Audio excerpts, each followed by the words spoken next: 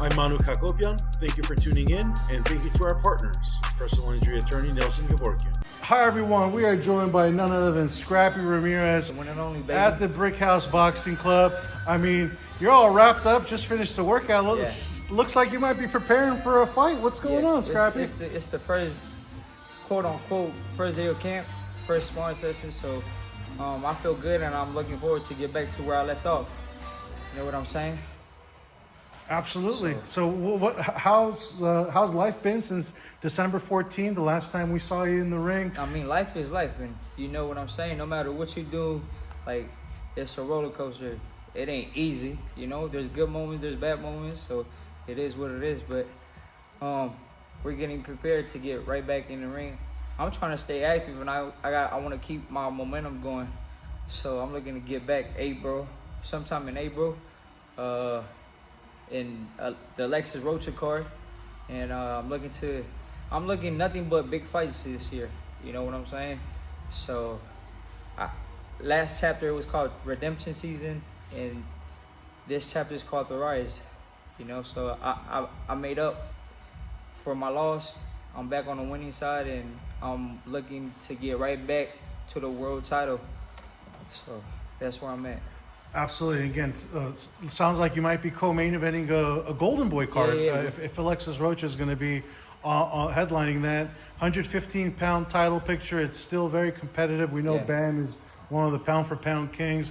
A lot of decorated champions out there. Seems like you maybe a former title holder or title challenger might be a great next step up for you. Are there any names I got two names on my list as of right now. I got Chocolatito and Cesar Martinez. Now, it's not nothing personal. It's just they were champions, you know. Chocolatito, pound for pound. So that's the person I would love to face and have on my resume.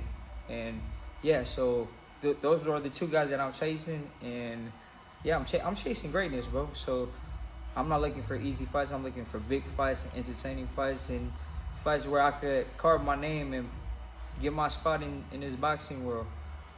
Absolutely. I think from what I remember, Chocolatito is, I believe, chasing the WBO route at 118 pounds.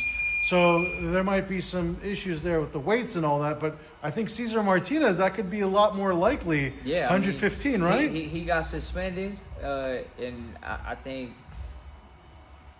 he fights at 112, so he'll be making his division debut. Yeah, at 115. I mean, he fought Chocolatito. He came up to 115, but that wasn't his. Now he's officially at 115. So that's a person that I would like to have on my resume. He has a big fan base, you know, and I think it'll be an entertaining fight. He comes to fight, he's always looking for a knockout, and obviously me, I'm looking for bad. I put on a show. I'm looking to put people to sleep, you know. So I think that would be a entertaining fight, and I'm pretty sure the people want to see that. As far as the likelihood of it happening, talking to your manager, David Sue, your promoter? I think it will happen. We're in conversations with them. They said yeah. Obviously, I'm saying yes. So, I mean, when two teams agree, I mean, the promotion, all they got to do is just make it happen, make it official. So, there's high hopes for that fight to happen. That'll be a great level and caliber of opponent for you. Obviously, Cesar Martinez, he's been in there with some big names himself. You mentioned Chocolatito. He looks shaky in some of his fights, right? You really don't know what you're going to get until you actually step in the ring with him. Yeah. How do you think that fight would look between you guys? Me and Cesar Martinez? Yes. Like I said, man, it would be an entertaining fight. You got two. His style is aggressive, come forward, every shot with bad intentions. Obviously, me, I'm more calculated, but nothing less. I'm looking to put people to sleep and hurt people. I think all my fights been entertaining. You could go back from my pro debut all the way to now. Even when I took my loss, that was an entertaining fight, you know. And I've been overlooked. People think I can't fight, or they see me as this like pretty boy, but I think I'm well rounded when it comes to this boxing craft. Like, I could give it to you long range, mid range, close range. You know what I'm saying? I got the athleticism, the brain, and the understanding of the game. You know, and obviously, if you pay attention to the people around me, it could be short as like having this Olympian guy, you know, just picking up the game, you know, Regis, Sudo, shit. I've been around a lot of like champions, you know, even going way back to wild cards. So like, in a short period of time, I done picked up a lot of game. Absolutely. And what does the perfect 2025 look like for you at this point? Win. That's it. My main goal is to stay focused and win each fight. So I'm looking to fight twice this year, and as long as I win, that's a perfect year. You know what I'm saying? But again, life is like it's a mystery of surprises, right? You got like a plan, but ultimately, man, life just will unfold, and you just gotta roll with the punches, you know, and just gotta have faith. I think since I took my loss, it's been more about like stop rushing the process and more taking it a day at a time, and just having faith with what I got going. You know what I'm saying? And at the end of the day, having fun with my craft. You know, that's been my whole secret in a short period of time. That's why I'm at the top again. I think if you were to get a fight with Cesar Martinez and you beat him, I think there's talks with like Golden Boy Matchroom. I don't think if I beat him, I think I'm a better fighter overall. Again, I'm not gonna take anything away from him. You know, he's a fighter. He got the will to win.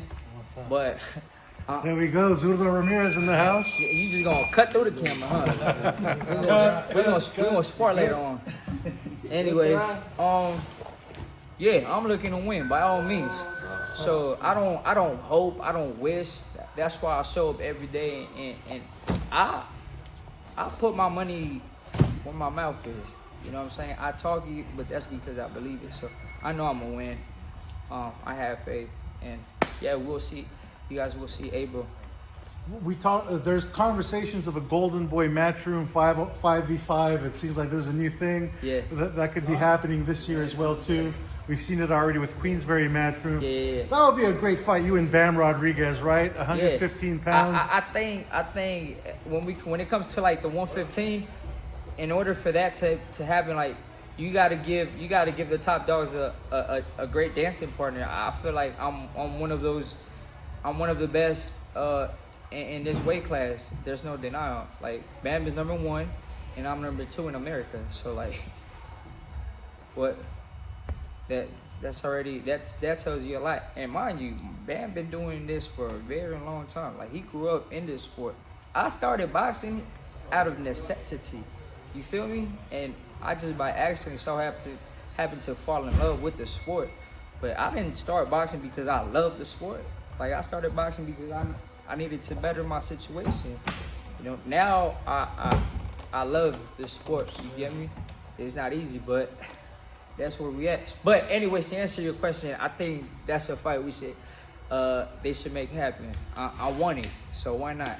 Absolutely. Let's talk about the show that was over the weekend in Saudi Arabia as well too. We saw Beterbiev. Bivol won the rematch. Yeah, It was a stacked card top to bottom. What was your favorite fight on that card? I want to say my favorite. I mean, the main event was my favorite fight just because two competitive killers. But what surprised me was what's his name? The African dude, Bacoli. Martin Bacoli, yeah. Yo, that surprised me. I was not expecting him to go down that quick. Yeah, second round, but he got off the couch 48 hours ago. Again, I understand the situation, but I was expecting more. Like, if I was expecting a stoppage, I was expecting a stoppage like later on, you know, not early. But again, it happens, and that's the entertaining part about the heavyweight division. Like anything could happen at any given moment.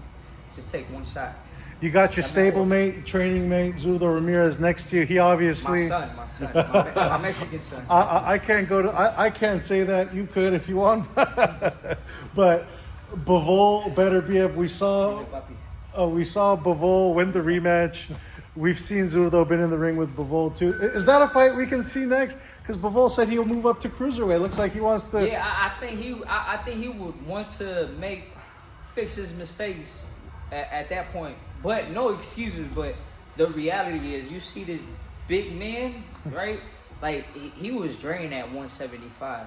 You know, like he suffered a lot to make 175. No excuses. He chose to go that route. But obviously, if you fight at your weight, like you will feel much better. So I think if there's an opportunity, they should run it back. At the end, it's gonna be an entertaining fight. You know what I'm saying? So why not? Cruiserweight power could be different. Cruiserweight, yeah, and the skills, and obviously in a short period of time, he has gotten better as well. So why not? If the opportunity presents itself, I know he'll take it. Now, I don't know if Bivol is interested. Not to say that he's afraid. He's just probably chasing other. But why not? Cruiserweight. He's number one at cruiserweight. Why not? Absolutely, and we'll ask Zurdo right after this. Scrappy, any last words for your fans? What can they look out for this year? Get your popcorn ready. I'm coming, baby. But at the end of the day, I love all the support. Gracias a mi gente por todo el apoyo. Ya saben, estamos activados. Que ando con mi tiburón. Ya saben, venimos con todo.